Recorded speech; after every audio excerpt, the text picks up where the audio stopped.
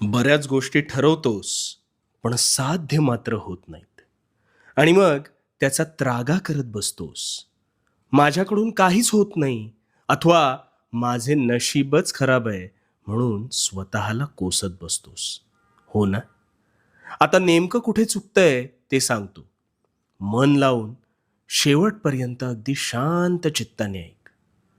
तुझी पहिली सगळ्यात मोठी चूक म्हणजे तुला वाटतं आहे, अजून वेळ आहे, उद्यापासून करतो. पण तो उद्या उजाडत नाही. आणि दुसरी चूक म्हणजे हाती घेतलेल्या गोष्टीच्या मुळाशी न जाता अर्धवट ज्ञानाने तू गोष्टी करायला जातोस. बघ, विचार करून बघ, तुझं तुलाच कळेल. अरे नेहमी लक्षात ठेव, भरलेली घागर कधीच आवाज करत नाही. ती स्वतःचा मार्ग काढत संथपणे पुढे जाते. पण ती